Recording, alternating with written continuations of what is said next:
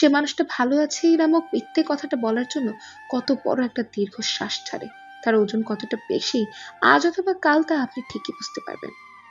ভালোবাসাটা যোগ্যতা দিয়ে পাবেন না, ভালোবাসার জন্য প্রয়োজন আস্থা আর বিশ্বাস।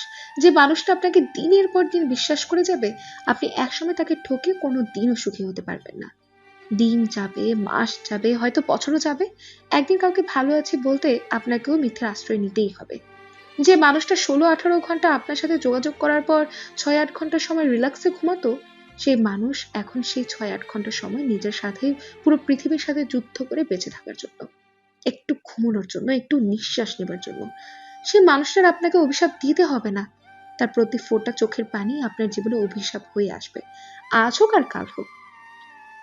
ভালোবাসাটা খেলনা বানিয়ে খেলে যেতে পারবেন, মনটাকে ভেঙে চুরমার করে দিতে পারবেন, আর তার অভিশাপটা নেবেন না তা তো হতে পারে না। মনে রাখবেন, যেমন কর্ম করবেন ঠিক তেমনই ফল পাবেন। তাই কাউকে ভালোবাসি বলার আগে 1000 বার ভাবুন, জীবনের শেষ নিঃশ্বাস পর্যন্ত ভালোবাসি বলতে পারবেন কিনা। যদি না পারেন, ক্ষণিকের মোহে তার জীবনটা ধ্বংস করে দেবেন না, তার সাজানো সুখের স্বপ্নগুলো ভেঙে দেবেন না। সে হয়তো আজ সবাইকে লুকিয়ে কাঁদবে, কিন্তু আপনি সবার সামনে প্রকাশ্য চিৎকার করে কাঁদবেন, তবুও আপনার প্রায়শ্চিত হবে না। কেউ আসবে না আপনার চোখে পানি মুছে দেবার জন্য সে সময়। ভালোবাসলে ভালোবাসার মতো বাসুন, ছেড়ে যাবার জন্য নয়। প্রেমের ক্ষেত্রে একটু পাগলামি না হলে প্রেম জমে না। একটু ঝগড়া, মানবাভিমান, এসব প্রেমকে আরো মধুর করে তোলে। সব সময় সিরিয়াস কথাবার্তায় প্রেম জমে না, পাগলামি থাকতে হবে। পাগলামি ছাড়া প্রেম অনেকটা লবণহীন তরকারির মতো। সমস্যা হলো অনেকে পাগলামি বোঝে না। অনেকের কাছে পাগলামি এক ধরনের বিরক্তিকর মনে হয়, যার কারণে কেউ একজন পাগলামি করলে অপরজন এটাকে তিক্ততা অনুভব করে। ফলে সম্পর্ক বিচ্ছেদ হতেও খুব বেশি সময় নেয় না। যাদের কাছে পাগলামি বিরক্তিকর তারা অতি বাস্তববাদী মানুষ। বাস্তববাদী মানুষের প্রেম হয় না, হলেও টেকে না। পাগলামি কি? আচ্ছা, এটা কিভাবে আসে? পাগলামি হলো আবেগের একটা অংশ। যার উপর আবেগ কাজ করে তার সাথে পাগলামি করতে ইচ্ছে জাগে। একটা অপরিচিত বাহিরের মানুষের সাথে কেউ পাগলামি করে না, মানুষ পাগলামি করে প্রিয়জনের সাথেই।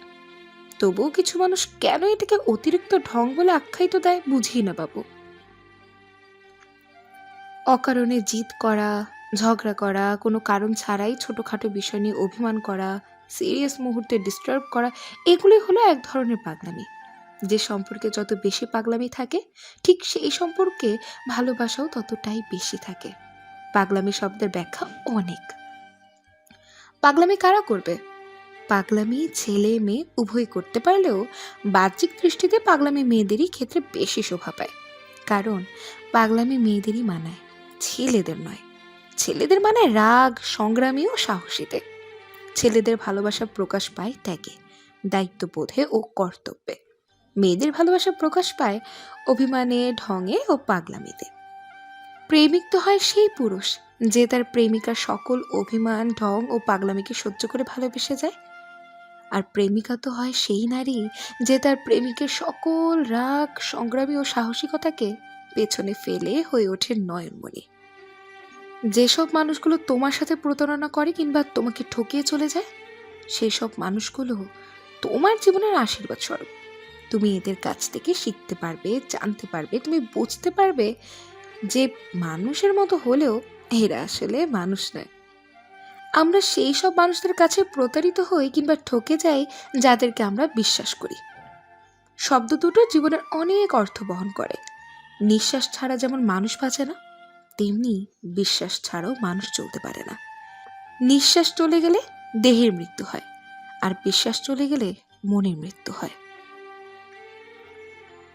কেউ যখন তোমাকে বলে আমি তোমাকে বিশ্বাস করি, তখন তোমার হাতে দুটি অপশন থাকে। এক, তার বিশ্বাস ধরে রাখা। দুই, তার বিশ্বাস ভঙ্গ করা। যদি তুমি 2 নাম্বারটা বেছে নাও তাহলে ঠকে গেছো, আর সে জিতে গেছে। প্রশ্ন ওঠে কিভাবে, তাই না? হ্যাঁ, কারণ তুমি এমন একজনকে হারালে যে তোমাকে বিশ্বাস করত, আবার তোমাকে সে অন্য রূপেও চিনে নিল। এইটাই তার বড় পাওয়া, আর তোমার সবচাইতে বড় লস। আচ্ছা, তুমি কারো বিশ্বাস ভঙ্গ করার আগে একবারও কি ভেবে দেখেছো এই পৃথিবীতে 750 কোটি মানুষের মধ্যে কয়টা মানুষ তোমাকে বিশ্বাস করে? হাতে গোনা যে কটা মানুষ করে তাদেরকেই নিজের দোষে হারিয়ে নিজের আসল রূপটাই দেখাচ্ছ। পৃথিবীতে যে কোনো কিছু হারিয়ে গেলে হয়তো আবার ফিরে পাওয়া যায়, কিন্তু সময় আর বিশ্বাস একবার হারিয়ে গেলে তার ফিরে পাওয়াই যায় না। বিশ্বাস ফিরে পাওয়া গেলেও প্রথমবারের মতো তৃপ্তি পাওয়া যায় না। মানুষের বিশ্বাস অর্জন করা যতটা কঠিন, তেমনি বিশ্বাস ভঙ্গ করা ততটাই সহজ। তবুও কেউ তোমার বিশ্বাসের প্রতারণা করলে লজ্জা পাওয়ার কিচ্ছু নেই। তুমি তাকে নতুন রূপে চিনলে, এটাই বা কম কিসে? তুমি তো জিতেছো না। ছেলেরা প্রেমে পড়লে সেটা প্রথম দেখাতেই হয়, নয়তো কিছু সময় কথা বললে কিংবা একটা দিনের মধ্যেই সে বুঝে যায় সে কারোর ওপর প্রেমে পড়েছে। ছেলেরা কারোর ওপর প্রেমে পড়লে দ্রুতই প্রেমে পড়ে, আর না পড়লে কখনো পড়েই না। কিছু মেয়ে এই লজিকটাই মানতে চায় না, বরং উল্টো ভুল বুঝতে শুরু করে। মেয়েটা হাসছে, সাথে সুন্দর করে গালে টোল পড়ছে। দূর থেকে কোনো একটা ছেলে টোল পড়া হাসি দেখেই প্রেমে পড়ে যেতে পারে। এতে ছেলেটার কোনোই দোষ নেই।